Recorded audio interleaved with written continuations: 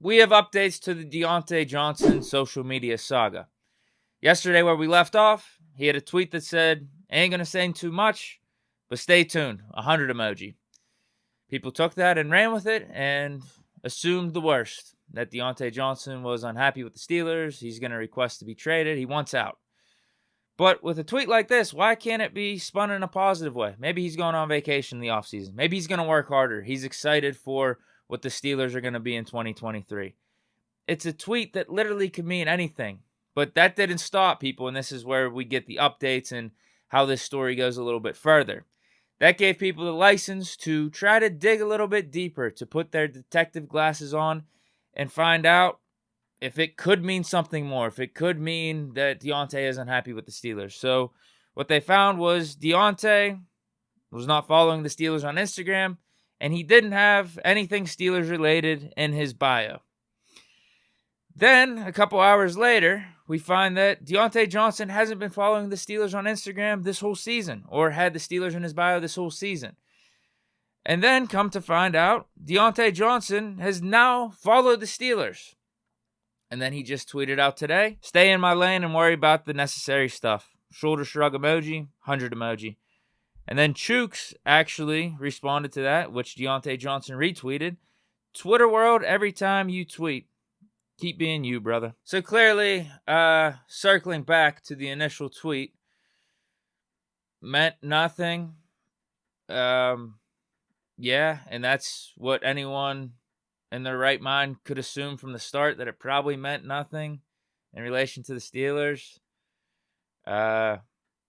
Yeah, here we are, 2023. And since it is 2023 and the Steelers are officially in off-season mode, Matt Canada Watch continues, and we do have a take from someone that may bear some significance within the Steelers franchise. He was a Hall of Fame quarterback. His name's Big Ben. You may know of him. He had a take on how he felt Matt Canada did in 2022. I thought Matt did great. People would talk about, get rid of him, this, that, and the other, but 7-2 down the stretch, found a way. Hey, I know they're not putting up 40, 50 points, but they also wanted Randy Fiechner running out of here after we were putting up 30-some points a game and throwing the ball too much. So now we're running the ball a lot, and they want to throw the ball and put up points. So, hey, man. Whatever it is. I thought Matt, it's not easy, but they got it done. They gave himself a chance. A couple things here. First, I feel like if me, the guy who first reported the sabotage of Big Ben's final season, and the guy that was sabotaged, and one of the reasons for the sabotage was having Matt Canada as his offensive coordinator, if me and Big Ben can give Matt Canada some credit, compliment him, and say, hey, he did some good things, and I can understand why he'd be retained, then I feel like anyone can. Or at least what I can say is, we ain't saying it for no reason, just to say it, because I feel like there's every reason to want Matt Canada's ass fired. Even going into the season, I would have said, yeah, he's on thin ice. He's on the hot seat because of everything that took place with the offense in 2021. I don't know why the hell we had Matt Canada in there, who was an average college coordinator at best, running, and this was going to be his first year coordinating an NFL offense. I don't know why we were doing that, why we gave him the keys with a quarterback who is in his 18th season, who is a Hall of Fame quarterback, the franchise quarterback. But his claim to fame at this point in his career wasn't his mobility from early on. He's more of a traditional drop-back style passer. So why not give him a coordinator that would fit that for, at least his final season? Do that, or just let Seven run the offense. But we didn't do that, so that's why I had it out on Canada. I'm like, yeah, he was part of the sabotage. But still, Ben overcame it. He got the 7-game winning drives last year, was able to still lead the Steelers into the playoffs, yada, yada, yada. Ben ends up retiring. Tomlin retains Canada for 2022. So I'm like, okay. They say Matt Canada needed a certain style of quarterback, this and that, blah, blah, blah. I'll give him a chance. I'm not happy about it. I'm definitely not happy about it because it felt like we leaned more in Canada's direction as opposed to the guy that gave the Steelers 2 Super Bowl championships and a lot of great moments, great memories, this and that. So if I can turn it around and say, hey, I'd be okay with giving Canada the coordinator spot again in 2023. And if Ben could say that, the guy who was sabotaged in his final season, and this coordinator was a part of it, if he could give Canada credit, like I said, we ain't lying to you. Like, I'm not just saying it for no reason. But I'm going to sound like a broken record if I give all the reasons why I think Canada did better down the stretch and why it wouldn't be a bad idea to bring them back. So how about this for a different angle? Kenny Pickett, depending on what NFL grading site you look at or whatnot, PFF beating one of them, but there were a couple others that have graded Kenny Pickett very highly amongst not even just rookies or young players, amongst the whole league and the rest of the NFL quarterbacks in the second half of the season. I think PFF, for example, had him rated as the second best quarterback after Josh Allen. So he was doing good things. We could say Kenny Pickett was a solid, really good quarterback, right? That can't be all in spite of Canada. It can't be all in spite of him. Kenny has credited some of the play calling in past interviews after games and whatnot. So let's just say Kenny Pickett did good. Our quarterback did good. I don't care what the stats say because people are just going to look at the stats and say, oh, maybe they were underwhelming. But no, anyone that knows football or was watching the game, Kenny Pickett was playing good. We were moving the offense, right? So there's that. PFF, even a site that grades Steelers at times pretty bad. It snubs Steelers at times. Gave Kenny Pickett a lot of credit. That can't be all in spite of the coordinator. That aside, Najee Harris, he was running good too. If anything, this is why the stats shouldn't matter as much for Pickett.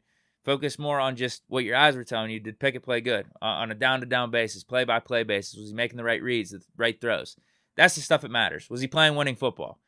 Because our offense it didn't really switch up, but we were finding our identity. And it became a more run-first offense. So Najee Harris, he eclipsed the 1,000-yard mark. Was a really good running back in the second half of the season. I think he was top 3 in terms of individual rushing yards by a running back going into Week 18. Then he had a solid game in Week 18. So combine those two things together. We were running the ball good. Quarterback was playing good. And then also, we were one of the top teams in time of possession. I for sure in the second half of the season, but even for the whole season, we were sustaining long drives.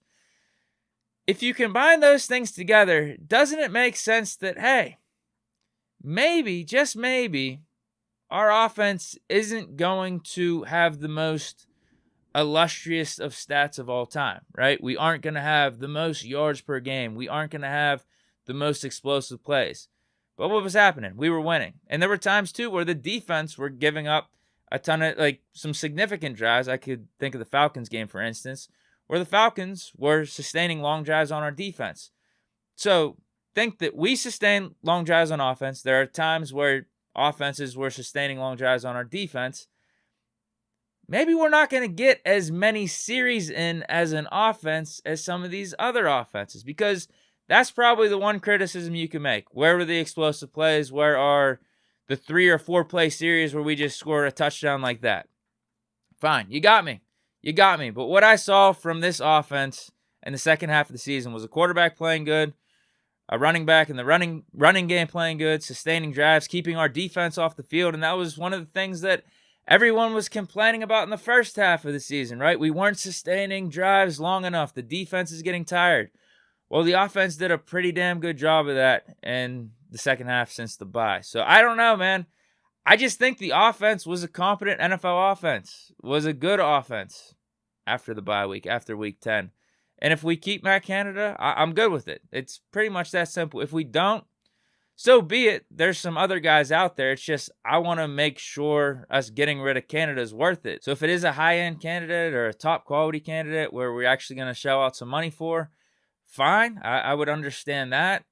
But at this point, I think Canada has at least earned himself another crack at it. It's not saying we're not going to continue to judge him going into 2023, because if we feel like his offense is capped and Kenny Pickett's development is going to outpace what Canada can give him and the offense, then yeah, fine, move on. This isn't like, hey, if we bring back Canada next year, this is a 5-year thing. No, it's just for next season. And I don't see what the big harm in that, given that we went 7-2 down the stretch. Should have been 8-1 and if Mitch didn't throw those picks. Yeah, like at this point, I just hope a decision comes soon because the Canada talk, a little tiring. But let me put it to you this way. I think I believe more in Pickett than whatever coordinator we bring in. So if it is with Canada, I think it's going to be fine because I think Pickett's going to work his ass off this offseason and he's going to continue to get better. And then if we bring in a high-end coordinator, fine. I think it's going to be the same thing. Like Pickett's going to work his ass off. And maybe this new coordinator, just because he's a little bit more proven, can add a little bit more to the wrinkle than what Canada has thus far. But Canada's still young too, and he can continue to grow. So that's why I don't think this is this huge make or break thing one way or another. But let me know what you guys think down below in the comments. Actually, I know what people are going to say down in the comments. Stay chilling.